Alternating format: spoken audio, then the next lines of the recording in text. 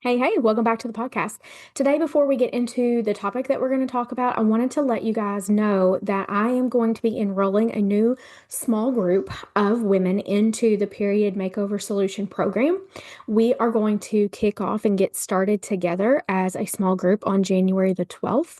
I'll start sending emails out about this sometime around January 7th or 8th. But if you already know that you would like to be part of that program, or you want to learn a little bit more about the program before doors open and that registration window closes, you can always reach out to me in email or over on Instagram. I am Wellness with Vanda over on Instagram if you don't already follow me there. And then my email is always linked down in the show notes. Basically, this program is for women that are battling period cramps, heavy period flow, and PMS symptoms that they are looking to take a holistic root cause approach to and get rid of for good so that you can stop having to dread your period that's coming every month, and actually get to a place where I won't say that you look forward to it, but that, it just kind of comes and goes and it's really no big deal. Minor inconvenience, but not a big deal, not life altering, not having to impact your plans or your work schedule. So yeah, like I said, that will be starting on January the 12th. I am only taking 6 people into this small group. I want it to be an intimate group so that everyone still gets a lot of one-on-one attention from me. I will still be doing one-on-one review of everyone's testing results. And therefore we're going to cap that at 6, and it will be a first come, first serve. So when the 6 spots are filled, doors will close until I offer it the next time. So, getting into today's topic, I thought that since we're right here at New Year's Day, the first of the year, in a time when everyone is pushing for New Year's resolutions and kind of a change up to like your entire life, and really kind of pushing that like all or nothing mindset, I've been reflecting on that. You guys may or may not know this, but I've never been big on New Year's resolutions anyway. I haven't set one in several years now. I did last year pick like a word for the year, and I'll probably do that again this year. I think that just feels better to me to be approaching the year with like a certain intention rather than setting some type of guideline or rule for myself that, I mean, let's face it, a lot of people's New Year's resolutions are pretty audacious, and they don't even take the time to kind of formulate or think about a plan from how they're going to get from point A, where they currently are, to accomplish point B, being whatever their goal is. And for that reason, a lot of people set some type of New Year's resolution and they go hard for a couple of weeks, and then, they give up on whatever their thing was, or they forget about it altogether. And then some people feel really frustrated with themselves because they didn't follow through on whatever they set for their resolution to be. And again, I'm just not a big fan of doing that. I did it for several years until I was like, this is dumb. This is pointless. Like, I'm not even going to set a resolution because I don't typically follow through on it. And there's so much that happens to us in a year's time, honestly, that I can't predict right now in this moment where I'm going to be exactly 365 days from now. Life is full of surprises, and that doesn't really get taken into consideration when you're setting New Year's resolutions. So I thought that I would share with you guys kind of how I'm approaching the beginning of the year and what I'm focused on instead, and also touch on one of the reasons why it might not feel aligned with you to go hard on some type of goal right now. And I think actually we'll start there. So energetically, the winter and this time of year is designed for us to be in like a restful state. It's a time for us to spend more time literally resting, like with more sleep. But also just, like the colder temperatures kind of encourages us naturally to spend more time inside and kind of cozied up. Whereas, the energetics of summer really support us to like be outside and be more active and do all the things and be more social. And we just like naturally feel this pull in the winter to be more introverted, to spend more time at home, be more restful, do things that are more relaxing. And so, a lot of people that do set health or wellness related goals at the beginning of the year, it's hard. It's you're kind of going against your own biology a little bit to start out with that right at the beginning of the year. It works out better. Not to say that you can't make any changes, for sure, but it does work out better if you approach things in a small steps, strategic type of way instead of trying to like totally overhaul um, what you're doing or how you're eating or what your movement or fitness or exercise routine currently is. So keeping that in mind, I I do find that I like the feeling of it's the start of a new year. It's kind of a fresh slate. What things are we going to change? Like I like the reflective behaviors and habits of this type of year. And I do like goal setting, um, and thinking about, where we would like to be a year from now. What do we want to, try to bring into our life over the next year? I do like those things, but again, I don't like to take an all or nothing hard hit approach, especially this time of year. So for myself personally, and what I would encourage you guys to do and what I think would be valuable for you guys to do is to really think about your current habits and what your non-negotiables currently are, what they should be, and be really honest with yourself about how often you are following through on those things, and actually carrying them out. And we'll be honest, this type of year from Thanksgiving to Christmas, things get really crazy. Typically, we are eating more than usual. We are maybe eating foods that we wouldn't normally eat or wouldn't normally keep around the house. Um, and it is a good time to kind of clean up some of those habits and rethink what we want to prioritize. So just like many of you guys, I'm sure, some of my like foundational habits have really slacked over the last several weeks.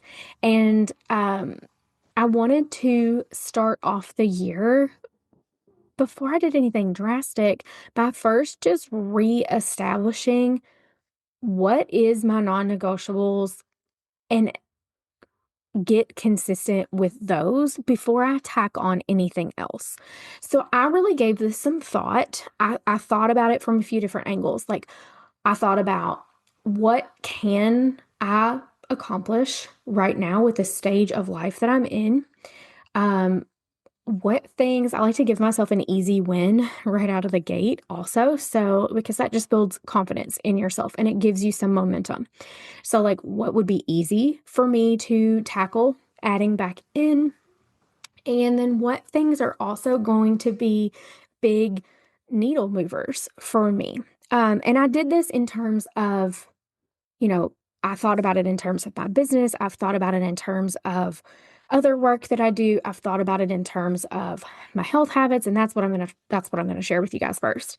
But you can do this in any area of your life. You can think about these things, and like I said, for me with health and wellness, and as it relates to supporting my hormonal balance, and as I'm still supporting the return of my period after I weaned Cade back in the fall. I've had 3 cycles now, and things are leveling out. They're getting more consistent, but they're also still a little wonky, and I still need to give that some, understandably so, attention.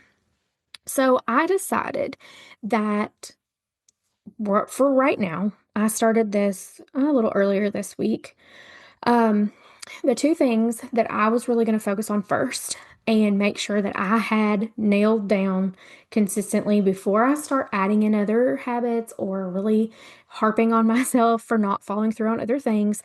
I, number one, want to make sure that I'm drinking enough water. I have very much slacked off on this habit unintentionally, but I think it happens to a lot of us this time of year because it's not hot. So we're not like drinking from a place of I'm hot. We feel less thirsty. We're also, again, we're inside more. We're not as active. So those things that help normally drive our thirst have kind of been changed or taken away. But the level of water that we need now, just that baseline, is still the same. And hydration is important for so many things. It supports our body to be able to detox things. It helps with our energy levels. Our cells are mainly we are mainly made up of water. So we need enough of it. And being in a state of dehydration affects so much, even if it is mild dehydration. So that was the first thing that I'm like, okay, how hard is it, to just drink enough water in a day? So I sat down and I recalculated the amount of water that I needed to consume. So my guideline that I give just as a general rule of thumb for everybody is half your body weight in pounds. So you take, your body weight in pounds and divide that by two. That is going to equal the amount of ounces you should drink a day of water. So I'm starting there, and then I'm going to bump mine up to 3/4 my body weight in ounces because I just feel like I need to flush some extra things out and really help myself rehydrate. And I feel like landing somewhere between half and 3/4 of my body weight in ounces every day is going to be a good spot for me. So that's the first thing. And of course, I didn't even really mean to talk about this, but I do feel like it's important to mention, especially as I get to the 3/4 of my body weight in water. Um, I will be adding minerals to at least a couple of those drinks a day because what you don't want to do is go hard and drink all this water. Like you hear people drinking like gallons of water a day, and they're really doing themselves a disservice if they're not adding minerals and electrolytes because they're literally just flushing all those good things out of their system. And we definitely don't want that. So I will be adding in or along, I should say, along with that, a couple of those drinks, those ounces each day will be from mineral drinks. And then the second thing that I'm really focused on is my movement. You guys know probably already that I love to go for walks outside, but not when it's cold. Your girl hates the cold. So this time of year, I'm very guilty of not getting very many steps every day, and that's not good. Like there's some days that my step count is embarrassingly low, and it's my fault. It's my fault. I work from home. I have a standing desk. I have a walking pad. I have the freedom to get up and take walking breaks throughout my day, basically whenever I want to. And I'm just not doing it. Instead, I'm sitting here at this desk and it really needs to change. I did, and it's kind of been an issue for me the past year. Like things did get better this summer when I was going outside for more walks, but I still wasn't as consistent with the amount of steps I was getting in a day when I compare it back to like previous years. And, walking and getting enough neat movement in is one of the most basic, most important things we can do for our body. It helps with so many things. It helps like with lymphatic drainage and just movement in our body. It helps our muscles and our bone structure, our posture, things not be as stiff.